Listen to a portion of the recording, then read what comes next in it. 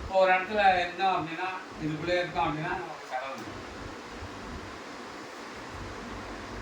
மனம் வந்து கண்டதில் போய் பதியாது. இந்த ரூம் உள்ளே இருந்தோன்னா அதுதான் வள்ளுவர் சொல்லியிருப்பாரு, அடக்கம் அமரருள் வைக்கும், அடங்காமை காரிருள் வைக்கும். இதோட பொருள் என்னன்னா, ஒரு அடக்க ஒடுக்கமாக இருக்கணும். மனம் அடக்கம், உடல் அடக்கம். பலராக கை வீசி கூட நடக்க மாட்டார், ஏன்னா அது கூட ஜீவன் செலவாகுன்ட்டு கை இப்படி வச்சுருக்காரு. அதான் அடக்கம் தங்கடம். அதுபோல் நம்ம வந்து நிறைய சூட்சமான விஷயம் நிறைய இருக்குது. அதை நீங்கள் வந்து படிப்படியாக கொஞ்சம் கொஞ்சமாக கற்றுன்னு வரும்போது ரொம்ப ஆனந்தமாக இருக்கும், சந்தோஷமாக இருக்கும்.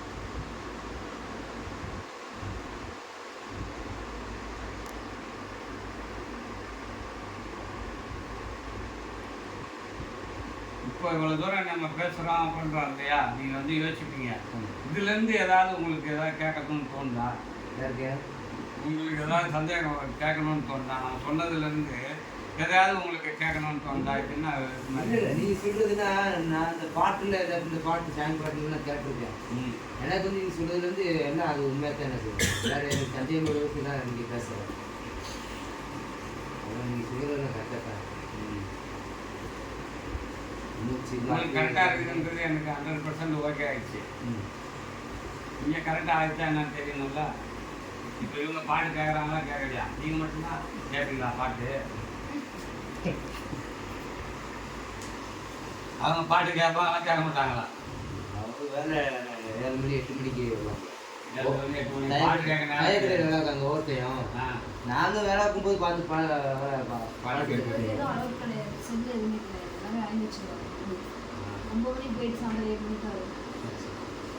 ஃபேக்ட்ரியில் வேலை பார்க்குறீங்களா? கம்பெனி வேலை. என்ன கம்பெனி? Tailoring, export.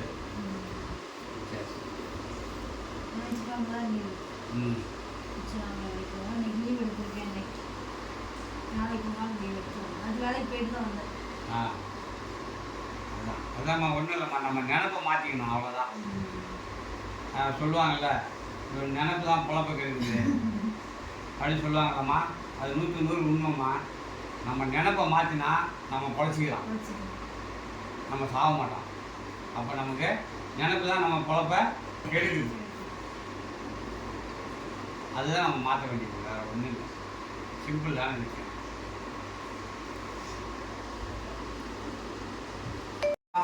மோட்சம் அதுதான் ஈஸ்வரனோட சேர்றது.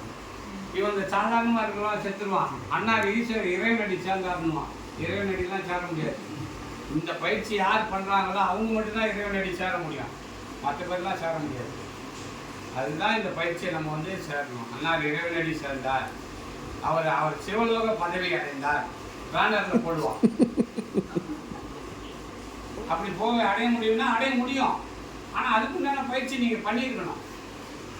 இந்த கோயிலாக போய் சுற்றி இறைவன் அங்கே இருக்கிறாருன்னு இங்கே இருக்கிறாருன்னு போய் அலைஞ்சு தன்னுடைய ஜீவனை செலவழிச்சா அவங்க இறைவனடி சேர மாட்டார்.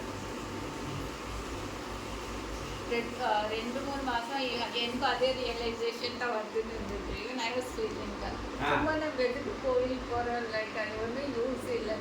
Like you have to see நம்மளும் உள்ளே பார்க்கணுன்ற மாதிரி.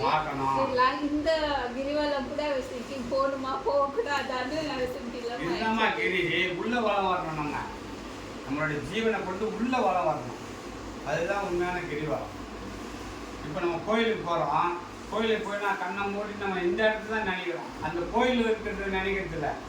நல்லா படிங்க, கண்ணை மூடி சாமி கும்பிட்டோன்னா நம்ம இந்த இடத்துல தான் நினைப்போம். அப்போ கடவுள் இங்கே இருக்கிறாருன்னு நமக்கு சூட்சமாகவே இயற்கையாகவே சொல்லித்தரோம். கண்ணு மூடணுன்னு அதுக்கு அர்த்தம் நினச்சிக்குவோம். அப்போ அங்கே இருக்கிறத பார்த்து யாரும் நினைக்கிறது கிடையாது. அந்த சிலையை கற்பனை பண்ண மாட்டோம். நம்ம இந்த இடத்துல நினச்சி கடவுளே அப்படின்ற மாதிரி நம்ம அப்படி வேணும். அப்போ நமக்குள்ளே இங்கே வந்துடும் அந்த சிந்தனையை. எப்போதுமே நம்ம அந்த இடத்துல வர வச்சுட்டோம்னா நமக்கு மரணம் கிடையாதுமா. இதுதான் இப்போ இருக்கிற ஒரு பெரிய விஷயம். ஏதோ ஒரு விஷயத்த அதான் நினப்பு குழப்பம் கெடுக்குது. அந்த நினப்பு நம்மளுக்குள்ளேயே இந்த இடத்த நினைக்கணும். இந்த இடத்துல தான் இறைவன் இருக்கிற இடம். புரியுங்களா? அதனால தான் நம்ம பொட்டு இங்கே வைக்கிறோம். பிரசாதம் தானே இங்கே தர்றது கோயிலில்.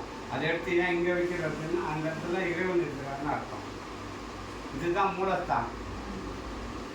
புரியுங்களா? அப்புறம் வந்து பாய்கள்லாம் இந்த இடத்த சலாம் அலைக்கும்னு சொல்லுவான். பாயிண்ட்டை தொடுவாங்க, சலாம் அலைக்கும் பாய். கிறிஸ்டினு இந்த இடத்த தொட்டு சிலுவை போடுவான். இந்த இடத்த ஏன் மூணு மதத்துக்கு பெரிய மதம் இல்லையா, அவங்க ஏன் அந்த இடத்த வந்து டாட் வச்சு அந்த இடத்த ஒரு பாயிண்டாக இருக்கிறாங்கன்னா, இந்த அங்கே தான் எல்லாம் இருக்கிறதும் இங்கே தான், இயேசுநாதன் இருக்கிறதும் இங்கே தான், ஈஸ்வரன் இருக்கிறதும் இங்கே தான். புரியுதுங்களா? அது சூட்சமமாக காட்டப்பட்ட ஒரு விஷயம். நாம் அதை எடுத்து உள்ளே போகணும். அதில் நம்ம வெளியில் இருக்கிற பிரசாதம் குங்குமம் வைக்கிறது, வெளியில் இருக்கிறது விபூதி வைக்கிறதுனால நமக்கு ஒரு பிரச்சனை இல்லை. குங்குமமும் விபூதியும் நமக்குள்ளே இருக்குது. ரத்தம் தான் குங்குமம், அதுலேருந்து வர்ற விந்து தான் திருநீர், அதுதான் பிரசாதம். நம்ம பிறந்தது அதனால தான் பிறந்தோம். ரத்தமும் விந்தும் இல்லைன்னா நம்ம பிறக்க முடியாது. புரியுதுங்களா? அதுதான் தாயும் தகப்பனும் நமக்குள்ளே இருக்குது. அது நம்ம ஒவ்வொருத்தரும் உணரணும்.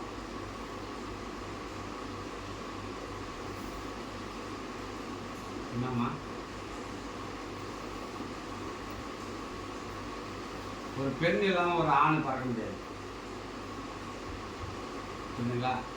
அடிப்படை தாய் தான். உங்களுக்குள்ளே ஆணும் பெண்ணும் அடக்கம், இவருக்குள்ளே ஆணும் பெண்ணும் அடக்கம். அதை நாம் உணரணும்.